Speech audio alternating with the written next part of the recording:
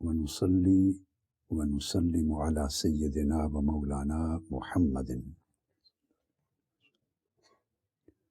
رسوله النبي الأمين المكين الحنين الكريم الرؤوف الرحيم. أما بعد، فأعوذ بالله من الشيطان الرجيم. بسم الله الرحمن الرحيم. يرفع الله الذين آمنوا منكم والذين أوتوا العلم درجات والله بما تعملون خبير.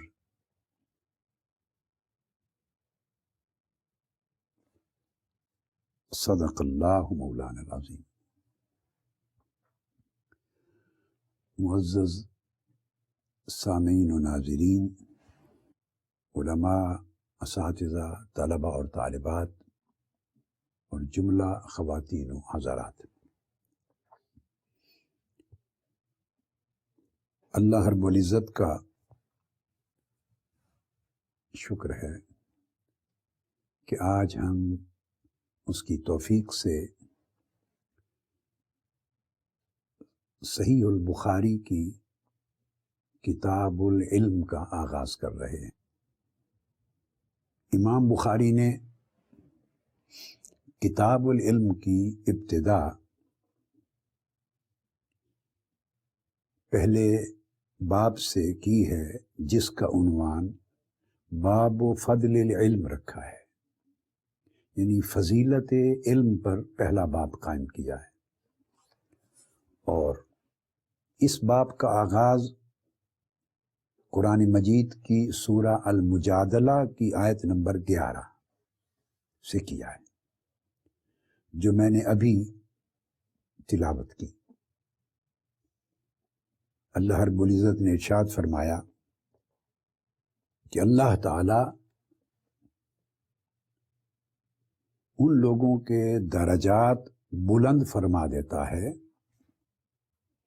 جو تم میں سے اہل ایمان ہیں اور اہل علم ہیں. اور اس کے بعد ارشاد فرمایا کہ جو کچھ بھی تم عمل کرتے ہو، اللہ تمہارے تمام اعمال سے اچھی طرح باخبر ہے. اور پھر ارشاد فرمایا ہے، جو امام بخاری نے ایک اور آیت کا جز یہاں پر بیان کیا ہے، وَقَوْلِهِ عَزَّ وَجَلَّ رَبِّ زِدْنِي عِلْمًا، علم کی فضیلت بیان کر کے پھر سورہ طٰہٰ کی آیت نمبر 114 اس کو بیان کیا ہے، جو اللہ رب العزت کے حضور دعا ہے کہ اے باری تعالی میرے علم میں اضافہ فرما. آج کی گفتگو میں اس آیت کریمہ کو اور اس کے ساتھ میں کتاب العلم صحیح بخاری کے باب نمبر 10 کے مضمون کا کچھ ابتدائی حصہ شامل کر رہا ہوں. چونکہ باب نمبر 10 اس کے اندر بھی فضیلت علم اور فضیلت علم کے اسباب کی طرف امام بخاری نے متوجہ کیا ہے. یعنی پہلا باب ہے علم کی فضیلت پر، اور اس کے بعد جو 8 باب آتے ہیں، یعنی باب نمبر 9 تک، ان کا اجمالاً تذکرہ آگے انشاءاللہ تعالی ہم کریں گے. ان میں علم کے آداب کا بیان ہے، علم کے آداب، عالم کے آداب، معلم اور متعلم کے آداب، مگر حدیث کے طریق پر، روایت حدیث کے طریق پر اور اصول تحدیث کے طریق پر ان کو بیان کیا ہے. باب نمبر 10 میں آ کر یعنی علم روایت کرنے کے اور علم سماع، علم کو سننے کے، علم کو آگے منتقل کرنے اور علم کو اخذ کرنے، حاصل کرنے کے آداب، وہ قواعد اور ضوابط اور اصول الحدیث کے طور پہ امام بخاری نے متعین کیے ہیں. ان سے اصول حدیث کے کئی باب قائم ہوئے. ان کے بعد امام بخاری پھر جس باب کا آگے ذکر کرتے ہیں باب نمبر 10 میں، وہاں در حقیقت علم کی فضیلت کو مزید تفصیل کے ساتھ بیان کرتے ہیں۔ وہ اس لیے ملانا ہے کہ باب نمبر 1 میں امام بخاری نے سوائے ان 2 آیات کریمہ کے اور کوئی حدیث روایت نہیں کی۔ میں نے آپ کو پہلے عرض کیا تھا کئی بار امام بخاری باب قائم کرتے ہیں، اس سے ایک عنوان قائم ہو جاتا ہے، ایک تھیم آ جاتا ہے، اور کئی مرتبہ ایسا ہوتا ہے کہ اس میں صرف بعض آیات قرآنی یا ایک آیت کریمہ یا 2 آیات کریمہ یا 2 آیات کریمہ کے اجزاء جز جو اس باب اور عنوان سے متعلق ہیں اس کو درج کر دیتے ہیں، آگے کوئی حدیث نہیں لاتے، اس کے بعد اگلا باب قائم کر دیتے ہیں۔ تو ایسا یہاں بھی یہ ہوا ہے، پہلا باب فضیلت علم پر قائم کر کے ان 2 آیات کو بیان کر کے پھر اس کے بعد باب نمبر 2 قائم کر دیا ہے، باب من سئل علما وهو مشتغل فی حدیثہ فاتم الحدیث ثم اجاب السائل۔ یہاں سے علم، تعلم اور تعلیم کے آداب شروع ہو جاتے ہیں، مینرز۔ وہ ہماری انشاءاللہ تعالی ایک پوری نشست اس کے اوپر، یہ 2 نشستیں اس سبجیکٹ پر آئیں گی۔ تو جب 8 باب کمپلیٹ کرتے ہیں اور 10ویں باب پر پہنچتے ہیں تو اس کو آج کے باب نمبر 1 کے ساتھ ملا رہا ہوں، کیونکہ سبجیکٹ ایک ہے، تاکہ مضمون کا تسلسل قائم ہو جائے اور آداب علم اور آداب تعلیم و تعلم کو الگ سبجیکٹ کے طور پہ بعد ازاں لے لیں۔ اب چیپٹر 10 قائم کیا ہے باب العلم قبل القول والعمل۔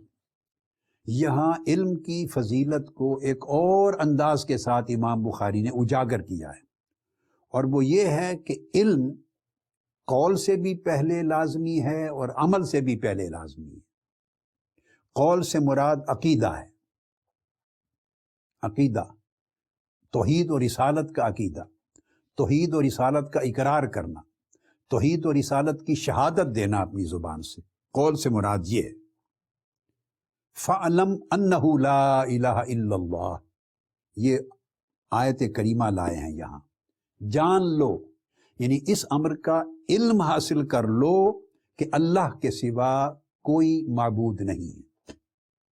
تو اللہ کی توحید کا گویا جو پیغام رسالت ہے اس کا علم پہلے حاصل کرو، یعنی علم متحقق کر لو اپنے من میں، اپنے دل و دماغ کو اس علم کے نور سے روشن کر لو۔ اور علم حاصل ہو جانے کا مطلب یہ ہے کہ اس باب میں کوئی شک اور شبہ اور ظن اور ریب کی کوئی گنجائش نہ رہے، شکوک و شبہات کلیتاً ختم ہو جائے، آپ کے دل و دماغ کی جو تختی ہے وہ شکوک و شبہات کی گرد سے، سیاہی سے پاک ہو جائے۔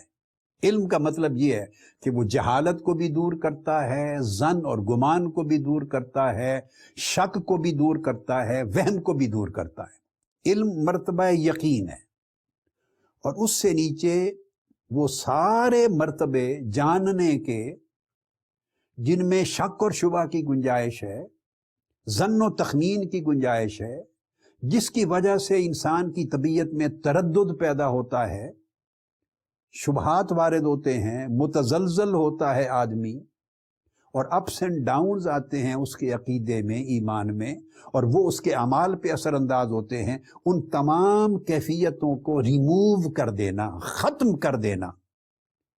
تو جب ہر شک و شبہ کی گنجائش ختم ہو جائے اور جو آپ جان رہے ہیں وہ یقین کی صورت میں آپ کے دل و دماغ میں متمکن ہو جائے، اس کو تمکن، مضبوطی مل جائے، جڑ پکڑ جائے، تو اس جاننے کو علم کہتے ہیں۔ تو فرماتے ہیں کہ عقیدہ لا الہ الا اللہ سے بھی پہلے اس مرتبے کا علم ضروری ہے، تو اس کو عنوان دیا ہے قول، یعنی اللہ کی توحید کا کلمہ سے بھی پہلے علم ضروری ہے کہ تمہیں معلوم ہو جس اللہ کو مان رہے ہو وہ ذات کون ہے، وہ ہستی کون ہے، جس کی وحدانیت کا اقرار کر رہے ہو اس وحدانیت سے مراد کیا ہے، اور کیا کیا چیزیں تمہیں اس کی وحدانیت میں اور اس کی توحید میں اور پیغام رسالت میں شک وارد کر سکتی ہیں اور تمہیں ڈاواں ڈول کر سکتی ہیں، کن کن اسباب کے باعث تم ڈگمگا سکتے ہو، پھسل سکتے ہو، وہ سارے اسباب ان کی جڑ کاٹ دو، قطع کر دو۔ تو یقین کے درجے کا علم پہلے حاصل کرو، پھر آپ کا قول اللہ کی توحید و رسالت کا کام آئے گا، پھر قول بھی کام آئے گا والعمل، اور اس کے بعد جو عمل صالح کرو گے وہ بھی تب کام آئیں گے۔ تو اس باب نمبر 10 کا یہ عنوان بنانے کی حکمت یہ ہے، وہ میسج یہ دینا چاہتے ہیں کہ کوئی قول علم کے بغیر قبول نہیں اور کوئی عمل علم کے بغیر قبول نہیں۔ اب میں نے علم اور قول اور عمل کا جو آپس کا تعلق ہے وہ آپ کے سامنے واضح کر دیا۔ یہ سارے تب مقبول ہوتے ہیں کہ آپ کا علم شک اور شبہ اور تردد سے پاک ہو جائے۔ اب جس سے امام بخاری نے باب العلم قبل القول والعمل سے اپنا سبجیکٹ شروع کیا ہے کہ کوئی بھی قول اللہ کی وحدانیت کا زبان پر لانا وہ تب مفید ہے جب علم ہو اس کا، اور کوئی عمل اللہ کے حکم کی تعمیل کرتے ہوئے بجا لانا تب فائدہ مند اور نفع مند ہے کہ اس کا علم ہے۔ یہ جو بیان کیا ہے اور جس کی مختصر سی تفسیر یا شرح میں نے آپ کے سامنے رکھی ہے، اس کو سمجھنے کے لیے آپ سورہ بقرہ کی ابتدائی آیات کی طرف متوجہ ہو جائیں۔ اس کو جوڑ کر جب آپ پڑھیں گے تو امام بخاری کے اس باب کے جو الفاظ ہیں اور اس میں قول اور عمل پر علم کو مقدم کرنے کی جو اہمیت ہے اور جو ریزن اور سبب ہے وہ سمجھ میں آ جائے گا۔ یہ انہوں نے قرآن مجید کی اتباع کی ہے، امام بخاری رضی اللہ تعالیٰ عنہ۔ قرآن مجید کیا کہتا ہے؟ سورہ بقرہ کی ابتدا ہوتی ہے الف لام میم۔ اب الف لام میم حروف مقطعات ہیں، اس کا معنی مفہوم کسی کو معلوم نہیں، نہ یہ کسی کو علم ہے، یہ بات اب میں اس سے جوڑ رہا ہوں، نہ یہ کسی کو علم ہے کہ الف سے مراد کیا ہے، نہ یہ کسی کو علم ہے کہ لام سے مراد کیا ہے، نہ یہ کسی کو علم ہے کہ میم سے مراد کیا ہے۔ الف لام میم حروف مقطعات ہے، اس کا علم صرف اللہ اور اللہ کے رسول کو ہے، یا جن کو وہ جس قدر عطا کریں، علم ربانی کی جتنی تجلی کسی کو عطا کرے اس پر اتنا انکشاف ہوتا ہے۔ مگر یہ کہہ کر اللہ رب العزت نے فرمایا ذالک الکتاب لا ریب فیہ، ابتدا کی ہے ایسے حروف سے، ایسے کلمات سے جن کا علم نہیں ہے کسی کو۔ علم نہیں ہے سے مراد کیا؟ اپنی عقل سے وہ اس کے معنی تک نہیں پہنچ سکتا۔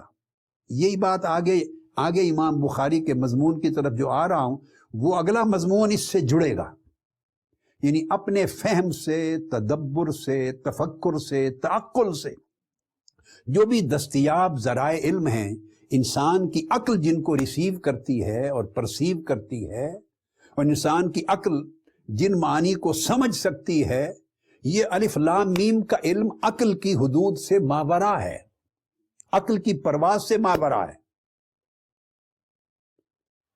یعنی یہ پہلی آیت الف لام میم اور ذالک الکتاب لا ریب فیہ کا باہمی ربط سمجھا رہا ہوں۔ الف لام میم اپنے اندر ایک ایسا علم کنٹین کرتی ہے، ایک ایسا علم پوزیس کرتی ہے جو انسان کی عقل کی رسائی سے اونچا ہے، انسان کی عقل اس کو نہیں پا سکتی۔ سو جب عقل والوں نے، عرب کے ادبا نے، فصحا نے، بلغاء نے، جو ان کے اہل علم تھے عربی زبان و ادب کے، جب انہوں نے سنا تو ان کو سمجھ نہیں آئی، ان کو اس کا کوئی علم حاصل نہیں ہوا، اس کا معنی مراد معلوم نہیں ہوا، ان کی عقل حیران ہو گئی، ان کی عقل سے اونچی نکل گئی یہ بات۔ اب جب جو چیز عقل میں نہ آئے، عقل اس کا انکار کرتی، عقل اس کی حقیقت میں شک کرتی ہے، عقل کو شبہ وارد ہو جاتا ہے، عقل اس کو قبول کرنے کے لیے تیار نہیں ہوتی، چونکہ اس کی سمجھ میں نہیں آیا، عقل میں نہیں آیا۔ تو عقل جو شے اس کے دائرے میں نہ آئے، عقل کے پاس دو ہی ہتھیار ہے فقط، جو اس کے دائرے میں نہ آئے یا عقل اس کے لیے شبہ پیدا کرے گی اور الٹیمیٹلی انکار کرے گی، بس دو ہی ہتھیار ہیں عقل کے۔ اور جو اس کی سمجھ میں آ جائے تو جیسا سمجھ میں آئے گا ویسا مانے گی، یہ عقل کی خاصیت ہے. جو اس کے ادراک میں نہ آئے عقل سب سے پہلے آغاز کرے گی شبہ کا، شک کرے گی، تردد کرے گی، پتہ نہیں اس کا معنی کیا ہے، یہ کلمات کس حکمت کے لیے آئے ہیں، کیا فائدہ ان کے اتارنے کا. جس کا معنی ہی لوگوں کو معلوم نہیں تو اس کو قرآن کا حصہ کیسے بنایا گیا، یہ کیسا کلام ہے، کس کا کلام ہے. تو یہ شکوک و شبہات پیدا کرے گی، اور شکوک و شبہات جب بڑھتے جائیں گے بڑھتے بڑھتے انکار تک چلے جائیں گے. تو عقل کے پاس دو ہتھیار ہیں، شک اور شبہ پیدا کرنا اور پھر انکار تک لے جانا.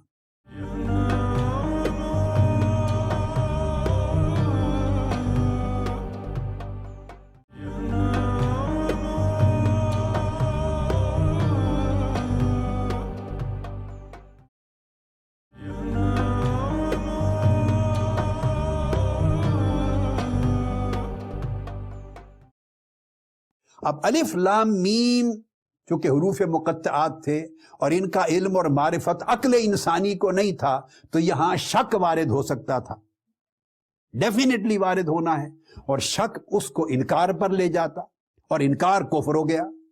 تو اس لیے الف لام میم وارد کر کے یہ کلمات انسانی عقل کے لیے محل ریب بن گئے، شک و شبہ کا محل، شک و شبہ کی جگہ بن گئے، اور اس سے انسانی عقل جو مادی عقل ہے اس کے لیے انکار کا راستہ کھل گیا. فوری بات اللہ رب العزت نے اگلی آیت نازل کی، فرمایا ذالک الکتاب لا ریب فیہ، خبردار یہ وہ کتاب ہے جس میں شک کی کوئی گنجائش نہیں، کوئی شبہ وارد نہ کرنا. تو اللہ رب العزت نے قرآن مجید کی پہلی سورت سورہ فاتحہ کے بعد، سورہ فاتحہ تو افتتاحیہ ہے، اوپننگ ہے قرآن مجید کی، اوپننگ کے بعد جو پہلی سورت قرآن مجید نے پوری تعلیمات کے مضامین پر مشتمل وارد کی، اس کی ابتدا اس امر سے کی ہے کہ عقل پر بنیاد نہیں رکھنی. پہلا میسج ہے قرآن مجید کا، عقل کو تنقید سے فرصت نہیں، عشق پر ایمان کی بنیاد رکھ. عقل نقد کرتی ہے اور عشق اور محبت عقد کرتی ہے. عقل ایمان کا رشتہ توڑتی ہے، عشق اور محبت ایمان کا رشتہ جوڑتی ہے. عقل شبہ وارد کرتی ہے، شک پیدا کرتی ہے، عشق اور محبت یقین پیدا کرتی ہے. عقل تنقید کرتی ہے، عشق اور محبت تسلیم کرتی ہے. عقل انکار کرتی ہے، عشق اور محبت اقرار کرتی ہے. عقل سامنے کھڑی ہو جاتی ہے، محبت جھک جاتی، سر تسلیم خم کر لیتی. اب چونکہ انسان کے اوپر یہ اللہ نے دونوں چیزیں، دونوں مادے رکھے ہیں اور اس نے علم کے پروسیس میں داخل ہونا ہے، تو علم کے پروسیس میں داخل ہوتے ہی اللہ رب العزت نے اس عقدے کو حل فرما دیا. خود ایک ایسا کلام پہلے نازل فرمایا جس پر عقل انسانی کو شبہ وارد ہو، اور عقل انسانی اس کے ماننے سے قاصر ہو، اس کو تعجب ہو، وہ انکار کرے، وہ حیرت زدہ رہ جائے، وہ شور غوغا کرے، وہ طوفان مچا دے کہ یہ کیا کلام ہے جس کا معنی ہی سمجھ میں نہیں آ رہا. اور پوچھیں تو اللہ کے نبی کہتے ہیں تمہیں معلوم نہیں، اللہ اور اس کا رسول جانتا ہے. تو پھر جب ہم جانتے نہیں تو کیسے مانیں؟ یہ سوالات اٹھتے ہیں الف لام میم سے. ابتدا قرآن مجید کی سورہ بقرہ کی یہاں سے کی، اور کر کے ساتھ ہی شک اور شبہ کا دروازہ بند کر دیا کہ اگر ایمان میں داخل ہونا ہے تو شکوک و شبہات کا دروازہ پہلے بند کر کے آنا ہوگا.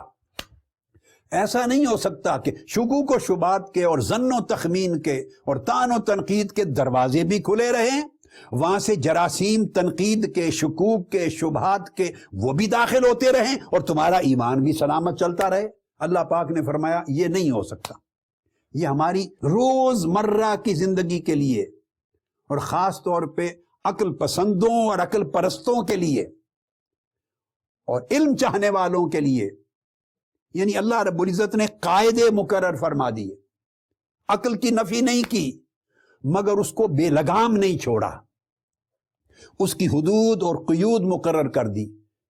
تو فرمایا ذالک الکتاب لا ریب فیہ، یہ وہ کتاب ہے جس میں شک اور شبہ نہ ہے، نہ وارد کرنے کی کوئی گنجائش ہے. جب یہ شک و شبہ کے دروازے پورے بند کر دو گے تو تب فرمایا ہدی للمتقین، تب ہدایت کا دروازہ کھلے گا۔ اور جو آدمی شک و شبہ کے سارے دروازے بند کر کے آتا ہے اس پر ہدایت کا دروازہ کھلتا ہے اور وہ اللہ کے حضور متقی کہلاتا ہے۔ یعنی محدثین نے، شارحین نے، آپ جتنا بھی پڑھیں گے یہ چیزیں ازبر کر لیں، یاد رکھیں، بار بار سنیں۔ یہ شارحین حدیث نے کتب میں نہیں آئی، یہ جوڑ نہیں آیا۔ جتنا بھی ابھی تک میں نے بیان کیا نظم، یہ آپ کو شارحین میں، کتابوں میں یہ نہیں ملے گا۔ یہ کہ اس کا باب العلم قبل القول والعمل کا اور سورہ بقرہ کا آپس کا ربط کیا ہے، اور علم کس طرح ادب اس کا شروع ہوتا ہے اور شک و شبہ کس طرح قطع ہوتا ہے۔ امام بخاری امیر المومنین ہیں علم کے اور حدیث کے، ان کی نگاہ میں وہ سب کچھ ہے۔ ہم تو چھوٹے سے صدیوں بعد ایک ایسے معمولی ادنا درجے کے طالب علم ہیں کہ ان سے خیرات پانے والوں سے آگے خیرات کے ذرے لے کے بات کرتے ہیں۔ یہ کہنا، اور اس کے بعد امام بخاری نے آگے اس باب میں چند آیات کریمہ بیان کیے اور کچھ احادیث نبوی کے اجزاء لیے ہیں، کچھ اقوال لیے ہیں۔ باقی موضوعات کو انشاءاللہ تعالی احادیث نبوی کے اور اقوال اور آثار کے جتنے حصے ہیں وہ بعد میں لوں گا۔ آج میں صرف ان میں سے 2-3 آیات کریمہ کو، قرآنی آیات کو لے رہا ہوں، مضمون کے اس صحیح بخاری کی کتاب العلم کی پہلی آیت سے جوڑتے ہوئے آیات کریمہ کو اس پر اکتفا کرتا ہوں آج کی نشست میں۔ اس کے بعد اللہ رب العزت نے فرمایا جتنی گفتگو اب تک میں نے کی اس کو ذرا ذہن میں مستحضر رکھیں، پھر اگلا حصہ سمجھیں۔ امام بخاری نے پھر علم کو قول اور عمل سے مقدم کرتے ہوئے آگے جو آیت کریمہ لی ہے، میں صرف آیات کو لے رہا ہوں، پھر دہرا رہا ہوں یہ بات، باقی احادیث نبوی اور آثار اور باقی جو اقوال ہیں ان کو انشاءاللہ اگلی نشست میں ہم کسی اور موقع پر لے لیں گے، مکمل کریں گے۔ یہ پورا مضمون بڑا عام ہے اس باب نمبر 10 کا۔ قال جل ذکرہ، امام بخاری فرماتے ہیں انما یخشی اللہ من عبادہ العلماء۔ جب علم کی بات کر دی کہ علم قول سے بھی پہلے مقدم ہے اور عمل سے بھی پہلے مقدم ہے، قول اور عمل میں قبولیت، اس کی افادیت، اس کی تاثیر، اس کا نفع، اس کی برکت اس وقت پیدا ہوگی جب علم یعنی اس کے بارے میں ہر شک و شبہ کو ختم کر کے اس کی واضح اعتقاد اس پر پہلے قائم ہوگا علم کا۔ اب ارشاد فرمایا انما یخشی اللہ من عبادہ العلماء۔ یہاں امام بخاری نے قرآن مجید کی اس آیت کے ذریعے پہلے علم کی بات کی، اب عالم کی تعریف کی ہے۔ عالم کون ہوتا ہے؟ نالجبل پرسن کون ہے؟ اسکالر کون ہے؟ عالم کون ہے؟ یہ سورہ فاطر کی آیت نمبر 28 ہے، 28۔ فرمایا کہ اللہ رب العزت ارشاد فرماتے ہیں علماء کون ہیں؟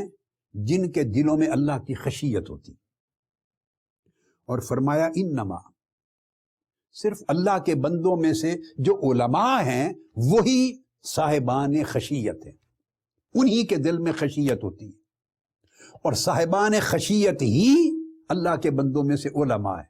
دونوں طرف اس کے معنی کو لے لیں، یہ حصر ہے، دونوں جہت سے اس کا معنی بنتا ہے۔ تو اللہ رب العزت نے ارشاد فرمایا، جسے امام بخاری نے علماء کی تعریف میں پہلی آیت یہ لی ہے، پہلے علم کی فضیلت کہ علم ہر قول و عمل سے پہلے، ہر عقیدہ اور عمل سے پہلے علم ہے۔ اور اس کے بعد فرماتے ہیں قرآن مجید کی پہلی آیت کے ذریعے عالم کی تعریف کرتے ہیں کہ عالم کون ہے۔ یہاں امام بخاری یہ نہیں لائے جس کے پاس علم کی کوانٹیٹی زیادہ ہے، جس کے پاس روایات زیادہ ہیں، جس کے پاس معلومات زیادہ ہیں، جس نے کتابیں بہت پڑھی ہیں، جس نے سفر بہت کیے ہیں، جس کا حافظہ بہت شاندار ہے، جس کا بیان بہت اچھا ہے۔ ایسی کوئی چیز نہیں بیان فرمائی۔ فرمایا عالم وہ ہے جس کا دل اللہ کی خشیت کے ساتھ لبریز۔ اب آپ سوچیں گے اللہ کی خشیت کے ساتھ لبریز ہونا یہ تو ایک کیفیت ہے قلبی، اس سے وہ عالم کیسے بن گیا؟ امام بخاری ان لوگوں میں سے ہیں، آپ ہر تیسرے دن قرآن مجید کا ختم کرتے تھے، تہجد میں ہر تیسری رات ختم قرآن کرتے تھے۔ جس شخص نے زندگی میں اتنی بار قرآن مجید پڑھا اور سمجھا اور حدیث نبوی کا وہ اپنے وقت کا امام مطلق ہوا، حدیث نبوی کے امیر المومنین ہوئے، تو آپ کا کیا خیال ہے انہوں نے قرآن مجید کی ایسے ہی ضمناً کچھ آیتیں چن کے اس باب میں رکھ دی ہوں گی؟ ان کے پاس درجنوں بیسیوں آیات علم کی فضیلت میں، علماء کی فضیلت میں موجود ہیں۔ علماء بیان کرتے ہیں، چونکہ ساتھ اب ہم کتاب العلم آ گئی ہے نا، تو امام غزالی کو بھی لے رہے ہیں احیاء علوم الدین میں، انہوں نے بھی فضیلت علم کا جو باب شروع کیا ہے، شاہد اللہ انہ لا الہ الا ہوا والملائکۃ واولو العلم، اللہ گواہی دیتا ہے کہ اللہ کے سوا کوئی معبود نہیں، اور ملائکہ بھی گواہی دیتے ہیں اور اہل علم بھی گواہی دیتے ہیں۔ امام غزالی لائے ہیں اہل علم کو ملائکہ کے ساتھ، اور اہل علم اور ملائکہ دونوں کو اللہ کی شہادت کے ساتھ جوڑا ہے، اتنا مرتبہ فضیلت بیان کی ہے۔ اور پھر یہی آیت جس میں امام بخاری نے جس سے کتاب العلم کی ابتدا کی ہے، یرفع اللہ الذین آمنوا منکم والذین اوتوا العلم درجات، اللہ پاک ان لوگوں کے درجات بلند کرتا ہے جو ایمان اور علم کے جامع ہیں۔ تو یہ آیتیں لائیں۔ اس کے بعد امام غزالی لائیں انما یخش اللہ من عبادہ العلماء، خشیت انہی کو نصیب ہے جو صاحبان علم ہیں، یعنی علماء خشیت الہی رکھنے والے لوگ ہیں۔ اور اس کے بعد اگلی آیت جو لائے ہیں وہ سورہ عنکبوت کی آیت نمبر 43 ہے، 43، وہ فرماتے ہیں وما یعقلها الا العالمون، یہ جو اللہ کی نصیحتیں ہیں اور امثال ہیں، اور اللہ پاک نے ہدایت کے لیے مثالیں دی ہیں اور حکم بیان کیے ہیں اور جو نصائح کیے ہیں، یہ ان کو کوئی نہیں سمجھ سکتا، کسی کی عقل میں ان کی حقیقت اور ان کا تذکر، ان کی نصیحت اور ان کا فائدہ اور ان کی صداقت نہیں آ سکتی سوائے ان لوگوں کے جو صاحبان علم ہیں، عالمون۔ اب پہلی آیت میں امام بخاری نے علم کو خشیت کے ساتھ جوڑا ہے اور کہا ہے کہ علم وہ ہے جو خشیت پر قائم ہو، اور دوسری آیت میں علم کو عقل کے ساتھ جوڑا ہے، مگر خشیت کے بعد لائے، وہ عقل کو پہلے بھی لا سکتے تھے۔ اب یہ بات توجہ طلب ہے، جب دیکھیے نا ہم کتابوں کو پڑھتے ہیں، فلسفے کی کتابیں پڑھ لیں یا عام احوال علم کے، آداب علم کے اور شرائع کے بارے میں یا فقہ کے اور اصول میں جب ہم بات کرتے ہیں کہ علم کے ذرائع کیا ہیں، تو اس میں تو حواس اور عقل آتی ہے، خشیت کا تو نام نہیں آتا۔ جب ہم ظاہری طریقے سے علم کس کس چینل سے آتا ہے، کس کس ذریعے سے آتا ہے، تو ان ذرائع کی بات کرتے ہیں، سورسز کیا ہیں نالج کے، تو اس میں تو عقل کی بات آتی ہے۔ امام بخاری عقل بعد میں لاتے ہیں، عقل کا تعلق علم سے، خشیت پر علم کی بنیاد رکھتے ہیں، خشیت پر قائم کرتے ہیں سب سے پہلے، وہ اس آیت کو پہلے ترجیح کرتے ہیں، اور تب جا کر تیسری آیت میں لاتے ہیں وَقَالُوا لَوْ كُنَّا نَسْمَعُ أَوْ نَعْقِلُ مَا كُنَّا فِي أَصْحَابِ السَّعِيرِ، یہ سورہ ملک کی آیت نمبر 10 ہے، کہ قیامت کے دن مجرمین کہیں گے کاش ہم سما کرتے ہوتے، ہم سنتے ہوتے اور ہم سمجھتے ہوتے تو آج ہم دوزخ کی آگ میں نہ جل رہے ہوتے۔ تو تیسری آیت میں سما اور عقل کو جوڑتے ہیں، یعنی آپ دیکھیے علم کو درجہ بدرجہ امام بخاری کس طرح انٹروڈیوس کروا رہے ہیں، کس طرح انٹروڈیوس کروا رہے ہیں۔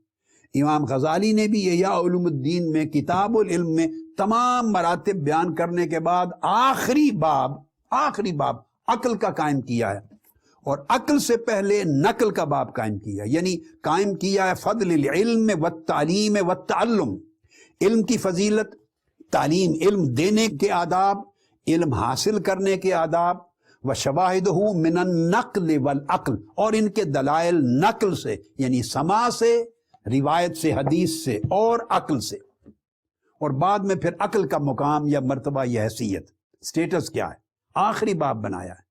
امام بخاری نے پھر یہ کہہ کر بعد میں فرمایا هل يستوي الذين يعلمون والذين لا يعلمون، ایسا علم رکھنے والے اور ایسا علم نہ رکھنے والے دونوں کبھی برابر نہیں ہو سکتے۔